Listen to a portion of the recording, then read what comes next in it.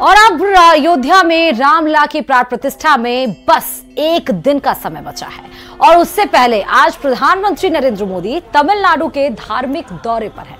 वो अरिचल मुनाई पॉइंट पहुंचे हैं। अरिचल मुनाई वो जगह जिसके बारे में ये मान्यता है कि वहीं से लंका तक जाने वाले राम सेतु का निर्माण हुआ था।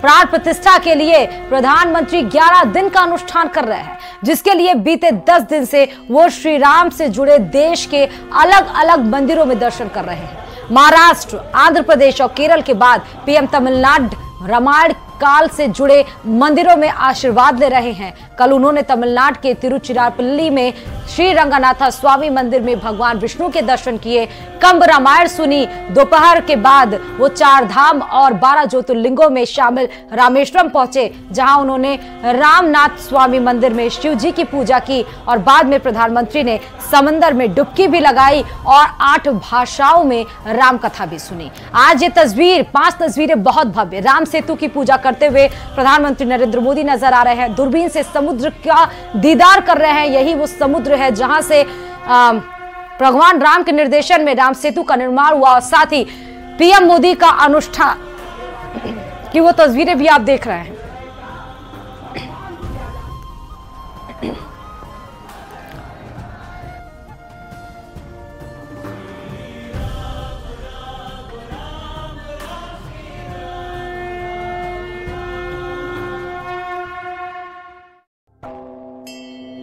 भगवान राम का साक्ष्य है, जो वो जगह जो भगवान राम की गवाही देता है, फिर चाहे वो केरल हो, चाहे वो तमिलनाडु हो, चाहे वो महाराष्ट्र हो, हर जगह पर प्रधानमंत्री नरेंद्र मोदी देश के उन कोने कोने में जा रहे हैं जहां त्रेता युग में भगवान राम गए थे, बसे थे या कोई कार्य किया था, जहां पर राम सेतु से निर्माण हुआ था, लंका तक पहुंचने का मार्ग प्रशस्त किया गया था।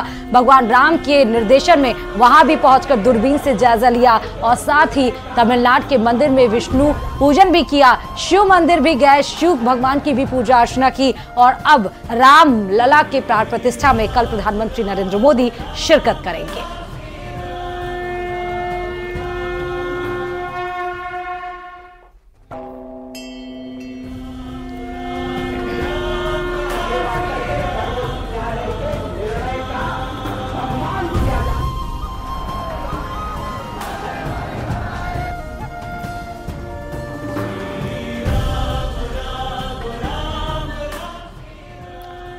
प्राण प्रतिष्ठा में पीएम मोदी का कल का कार्यक्रम आपको बताते चले। प्रधानमंत्री नरेंद्र मोदी अयोध्या में कल 5 घंटे बिताएंगे।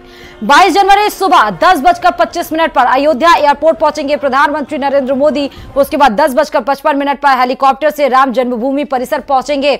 11 से 12 बजे तक पीएम राम जन्मभूमि परिसर में रहेंगे। वह क्षेत्र का भ्रमण भी कर सकते हैं, जाप भी कर सकते हैं और 12:05 से 12:55 तक प्राण प्रतिष्ठा समारोह होगा। रामलला की आंखें खुलेंगी, पीएम काजल लगाएंगे, रामलला को आईना दिखाएंगे और साथ ही मंदिर पर हेलीकॉप्टर से पुष्प वर्षा भी की जाएगी। 1 बजे से 2 बजे तक सार्वजनिक भाषण होगा प्रधानमंत्री नरेंद्र मोदी का। उसके बाद आरएसएस प्रमुख मोहन भागवत का, सीएम योगी आदित्यनाथ का भी संबोधन कल होना है। 2:10 से कुबेर टीला शिव मंदिर जाएंगे प्रधानमंत्री नरेंद्र मोदी और उस कुबेर टीले पर श्रद्धांजलि अर्पित कर सकते हैं पीएम मोदी।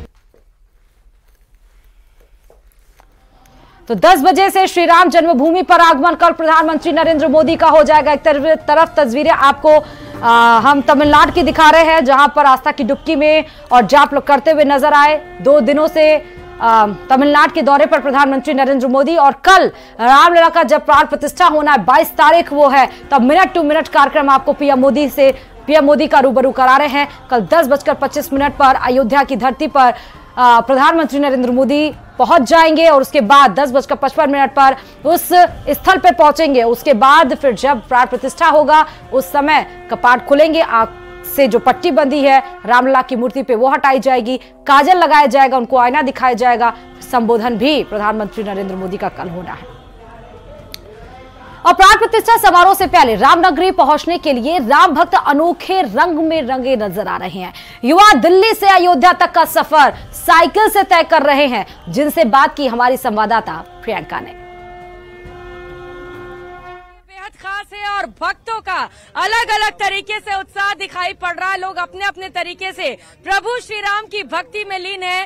जबरदस्त उत्साह प्रभु श्री राम के भक्तों में। साइकिल से यात्रा कर रहे हैं। आपको बताते चले कि दिल्ली से अयोध्या तक का 700 किलोमीटर का सफर तय करके वो इस वक्त अयोध्या पहुंचे और ये तस्वीर देखिए जहां पर वो न सिर्फ प्रभु श्री राम के पूजन पाठ में लगे हुए बल्कि यहाँ पर उत्तर प्रदेश के मुख्यमंत्री योगी आदित्यनाथ से लेकर प्रधानमंत्री नरेंद्र मोदी तक का पूजा पाठ कर रहे हैं। बताइए कहाँ से आए हैं? रतन रंजन नाम हुआ, दिल्ली से आए हैं साइकिल चलाते हुए।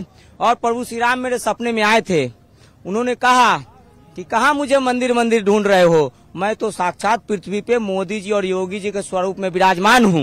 श्री राम ने आपको कहा कि योगी और मोदी में मैं मौजूद हूँ। मैं मौजूद हूँ। और उन्होंने ये भी कहा कि ये संदेशा सभी मेरे भक्तों तक पहुँचा देना। और उसके बाद उन्होंने ये भी कहा कि 2 बार देश की जनता ने मोदी जी को प्रधानमंत्री के रूप में चुना, तीसरी बार मेरी इच्छा है कि वो फिर से देश का प्रधानमंत्री बने और राष्ट्र का मान सम्मान पूरे विश्व में पहले पायदान पे लेके जाए। ये संदेशा सभी मेरे भक्तों तक पहुंचा दो। इसी संदेश ये भी प्रभु श्री राम ने आपको कहा था कि साइकिल से सफर करके अयोध्या जाइए, ये प्रेरणा कहाँ से मिली? हमने कहा प्रभु श्री राम मेरे पास कोई साधन संसाधन नहीं है। उन्होंने कहा साधन है तुम्हारे पास और हनुमान जी तुम्हारे साथ है। मेरे पास साइकिल थी, साइकिल उठाया और दिल्ली से अयोध्या के लिए निकल पड़ा। जय। तो जबरदस्त जोश और उत्साह प्रभु श्री राम के भक्तों में, जैसा कि ये बता रहे हैं कि प्रभु श्री राम इनके सपनों में आए और उन्होंने ही कहा कि आप अयोध्या जाइए और प्रचार प्रसार करिए। और प्रधानमंत्री नरेंद्र मोदी की वजह से ये सपना साकार हो रहा है, जैसा कि लगातार भक्त भी कह रहे हैं। कार सेवकों की भी पूजा पाठ यहाँ पर चल रही है। कार सेवकों के बलिदान को तो कोई वैसे ही नहीं भूल सकता है। देवतुल्य है हमारे लिए। कार सेवक जितने भी थे देवतुल्य है, पूजनीय है और उनको हमेशा भारत याद रखेगा और वो हमेशा हमारे जो है कि पूजनीय रहेंगे। उनका योगदान सराहनीय है, इतिहास के पन्नों में उनका जो अमर हो गए।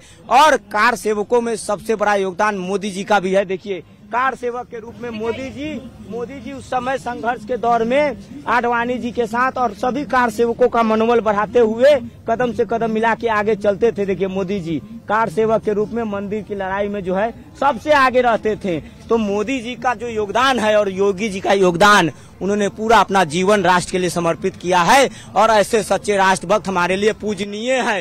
मोदी योगी जय श्री राम, मोदी योगी जय श्री राम। लगातार अखंड कवरेज सिर्फ न्यूज 18 पर देखते रहिए। कैमरा पर्सन मुनमुन के साथ प्रियंका राय, न्यूज 18 नेटवर्क। जय श्री राम, जय श्री राम, जय जय।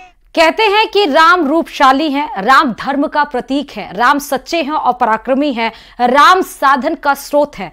ये भी कहा जाता है कि राम तीनों लोक के भगवान है और देवताओं के समान मधुर है। इसीलिए पूरा देश राममय हो चुका है। बहुत बहुत शुक्रिया हमारे राम में इस बुलेटिन को सुनने के लिए और साथ ही और खबरों के लिए देखते रहिए न्यूज 18 राजस्थान। नमस्कार।